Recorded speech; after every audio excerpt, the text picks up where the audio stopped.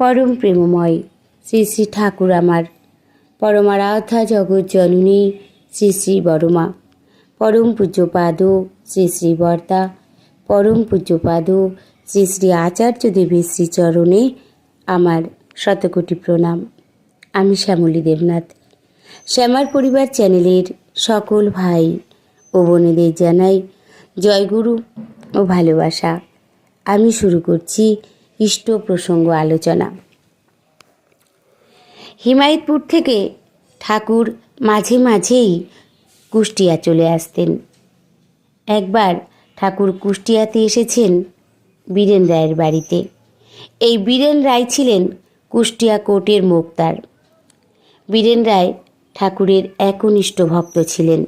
তিনিও মাঝে মাঝেই হিমায়তপুর আশ্রমে গিয়ে থাকতেন। ঠাকুর এই বীরেন রায়কে গভীরভাবে ভালোবাসতেন। তিনি তাকে বিরুদা বলে ডাকতেন। এক স্থানে বাস করার কালে উভয়ই প্রায় এক বিছানায় পাশাপাশি শয়ন করতেন। তাদের কোনো দ্বিধা বা সংকোচ ছিল না, অথচ সম্পর্কটা ছিল গুরু শিষ্যের।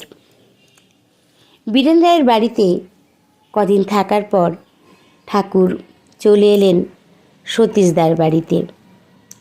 একদিন বিকেলে সতীশদাকে সঙ্গে নিয়ে তিনি বেড়াতে বেড়াতে উপস্থিত হলেন কুষ্টিয়ার স্টিমার ঘাটে এবং সেখান থেকে হাঁটতে হাঁটতে তারা গিয়ে উঠলেন স্টেশন মাস্টারের কোয়ার্টারে। মাস্টার মশাই ঘরেই ছিলেন। সতীশদা পরিচয় করিয়ে দিলেন ঠাকুরের সাথে। তিনি বললেন, ইনি হলেন শ্রী শ্রী ঠাকুর অনুকূলচন্দ্র। কয়েকদিন হলো তিনি হিমায়তপুর থেকে এসেছেন। সেই মাস্টার মশাইয়েরও অনেক দিন থেকে তার মনের বাসনা ঠাকুরের একবার দর্শন লাভ করে ধন্য হবেন। তিনি তখন বললেন, আমার পরম সৌভাগ্য যে আজ তিনি স্বেচ্ছায় আমার বাড়িতে তার চরণ ধুলে দিলেন। আরও মজার কথা, ঠাকুর ঠিক সেই মুহূর্তে উপযাজক হয়ে মাস্টারমশাইকে বলে বসলেন, দাদা বড় খিদে পেয়েছে, কিছু খাওয়াতে পারেন? সাথে সাথেই সেই মাস্টারমশাই নিজেকে ধন্য মনে করলেন। তিনি আনন্দে অভিভূত হয়ে তার ঘরে থাকা ভালো হিমসাগর আম প্রস্তুত করলেন এবং স্টেশনের নিকটে মিষ্টান্ন ভাণ্ডার থেকে ভালো মিষ্টি আনার ব্যবস্থা করলেন। তারপর আম এবং মিষ্টি নিজের হাতে ঠাকুর সেবা দিলেন। ঠাকুর খুব আনন্দে সেগুলি গ্রহণ করে সেই মাস্টারমশাইকে বললেন, দাদা খেয়ে খুব তৃপ্তি পেলাম, কিন্তু ভিতরে ভিতরে অন্ন সেবার বাসনাটা থেকেই যাচ্ছে। মনে হচ্ছে আপনার বাড়িতে অন্ন সেবা করি। জাতিতে ব্রাহ্মণ হলে কি হবে? এত বড় নারায়ণ সেবার সুযোগ মাস্টারমশাই ভাবতেই পারেননি। পরম দয়াল শ্রী শ্রী ঠাকুরের জীবন ভালোবাসাময় জীবন। তাকে ব্যাখ্যা করা যায় না, তাকে অনুভব করা যায়, তাকে উপলব্ধি করা যায়। তার অনন্ত ভালোবাসাময় ব্যক্তিত্ব সমাজের সর্বস্তরের মানুষকে আকর্ষণ করেছিল। আমরা মানুষকে ভালোবাসি হিসাব নিকাশ করে, কিন্তু তিনি তা করেননি। তাই তো তিনি বলেছেন, I love because I love. Shri Shri Thakur বিশ্বাস করতেন প্রতিটি মানুষের মধ্যে অন্তহীন সম্ভাবনা আছে। বৃত্তি প্রবৃত্তি তার সেই সৎ সম্ভাবনাকে ঢেকে ফেলে।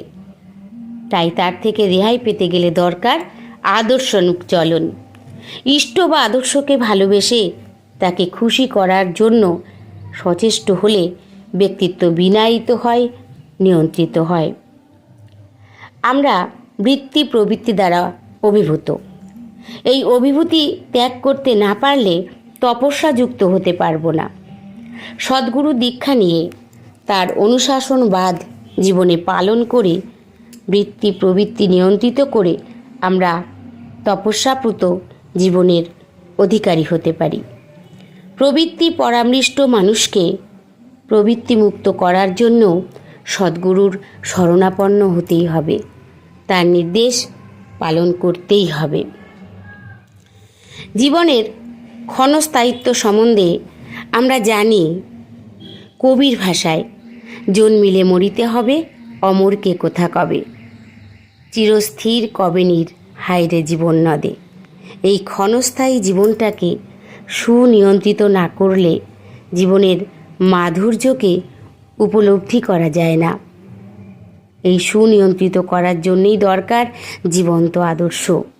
পরম পিতাকে জীবনে গ্রহণ করে তার নির্দেশিত পথে চলে মানুষের জীবন নিয়ন্ত্রিত হয়। প্রতিটি ব্যক্তি যদি নিয়ন্ত্রিত জীবনযাপন করি তাহলে সকলেই কিন্তু আমরা সুখ শান্তি পাই, আমাদের পরিবারেও সুখ আসে। পরিবারগুলো নিয়ন্ত্রিত জীবনের অধিকারী হলে সমাজ জীবন তথা রাষ্ট্র জীবনও সুন্দর হয়ে ওঠে। নিষ্ঠা বিশ্বাস নিয়ে নামধ্যান করলে আমাদের জীবন নিয়ন্ত্রিত হয়। নিয়মিত নামধ্যান করলে শ্রী শ্রী ঠাকুরের সঙ্গে যুক্ত থাকা যায়। তাই তো ঠাকুর বলেছেন, ভালোবাসার টান কর্মে আনে সবলতা, জীবনে উত্থান। আসুন আমরা প্রত্যেকে সেই জীবন্ত আদর্শ, আমাদের জীবনের মালিক যিনি, তাই তার নির্দেশিত পথে সকল সময় তাকে অনুসরণ করে চলাই হচ্ছে আমাদের কাজ। সবাই ভালো থাকবেন, সুস্থ থাকবেন।